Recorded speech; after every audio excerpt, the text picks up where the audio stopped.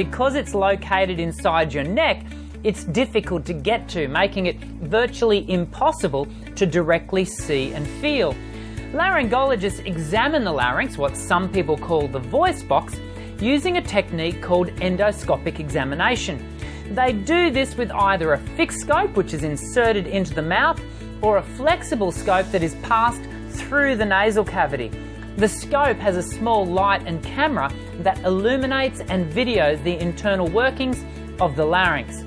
Here we can see the vocal folds, with the bottom of the screen showing the front of the singer and the top of the screen displaying the arytenoids, which bring the vocal folds together for speech and singing. The video we are looking at here is of an adult-sized voice. Interestingly, there is a difference in the size of the larynx between men and women, with the male adult voice being larger than the female adult voice. And as you might suspect, the adult voice is significantly bigger than the prepubescent voice.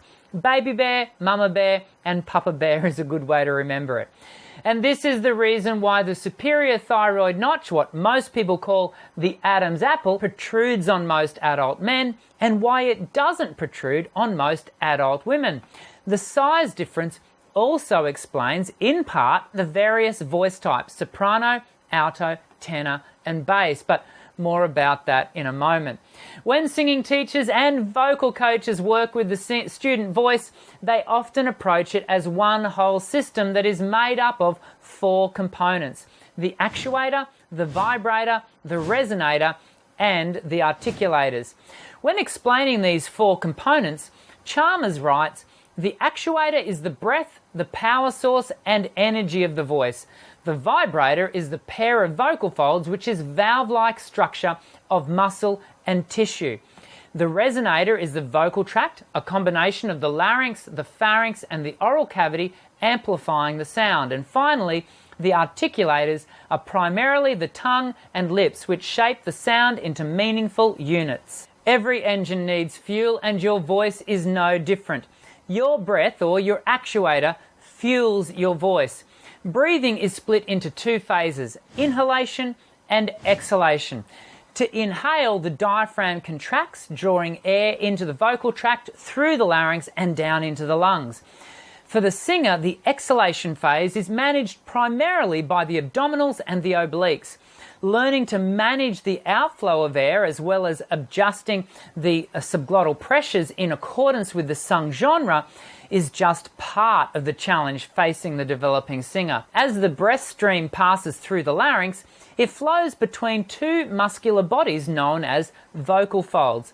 Historically referred to as vocal cords, the structures of each fold has 5 layers. Number 1, the outer layer, known as the epithelium. The superficial layer of the lamina propria, or Reinke's space, is number 2. Number 3, the intermediate layer of the lamina propria, which is made up of elastic fibres. Number 4, the deep layer of the lamina propria, which contains collagenous fibres. And finally, the main body of the vocal fold, the vocalis muscle, the middle of the thyroarytenoid muscle. When you were born, your vocal folds were approximately 3 millimeters in length, and as we age into adulthood, they grow to between 9 to 13 millimeters for women and 15 to 20 millimeters for men. To create sound, the vocal folds are drawn together momentarily, closing the glottis. Glottis is the term given to the space directly between the vocal folds.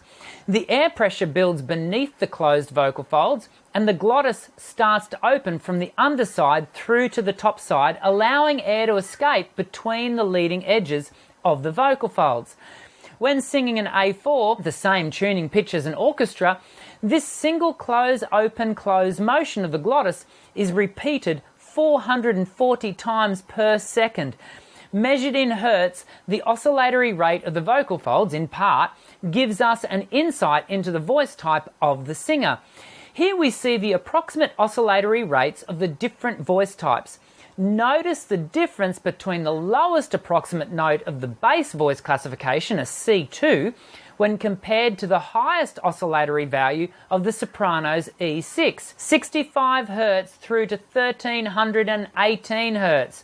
I'm pointing out the obvious when I say the higher you sing, the faster the vocal folds have to move. The sound formed by the oscillating vocal folds and carried on the breath stream is raw and requires quite a bit of post-production.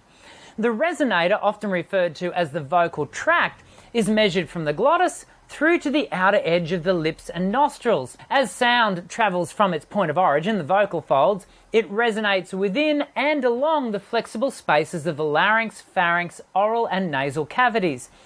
The sound that emanates from the lips and nostrils is transformed from a rudimentary buzz to a full and resonant acoustic that has been shaped and moulded by the ever-changing space of the vocal tract.